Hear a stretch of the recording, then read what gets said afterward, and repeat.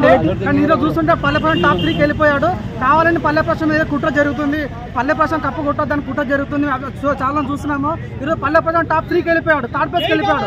మొన్న వరకు టాప్ 1 ఉన్న వ్యక్తి టాప్ 3కి వెళ్ళిపోయాడు. సో ఈ విషయాన్ని ఎంత ట్రై చేసినా కూడా మనం ఎన్నిసార్లు పోస్ట్ చేసిన టెక్నికల్ ఇష్యూని ఆ విషయాన్ని ఓటింగ్ పడట్లేదు. మనకున్న ఒక ఆప్షన్ హాట్స్టార్లో కూడా సరిగ్గా ఓటింగ్ పడట్లేదు. అందుకోసమే అట్లీస్ట్ ఇప్పుడైనా దయచేసి ప్రజల ఒక అవకాశాన్ని మనకు భరత్ అన్న ఇంట్లో కానీ అక్కడెక్కడ అట్లాంటి వ్యవసాయం చేసే వాళ్ళు కాదు కదా, నిజాయితీ వ్యవసాయం చేసే ఒక పల్లె ప్రశాంత్ బిగ్ బాస్కి వచ్చాను. దయచేసి మనం తక్కువ టైం ఉంది, కానీ సహజంగా డబ్బులు వరకు వస్తే వాళ్ళ ఇంటి కట్టుకుని బంజారాస్ ఇల్లు కట్టుకుని చూస్తారు. కానీ పల్లె ప్రశాంత్ తనకు వచ్చిన 50 లక్షలు ప్రజలకు ఇస్తా ఉంటున్నాడు. సో అట్లాంటి వ్యక్తి మనకు కావాలి కదా. సో అతి తక్కువ టైం ఉంది కాబట్టి నేను అన్నపూర్ణ స్టూడియోకి పాదయాత్రతో వెళ్తున్నాను ఇక్కడ నుంచి.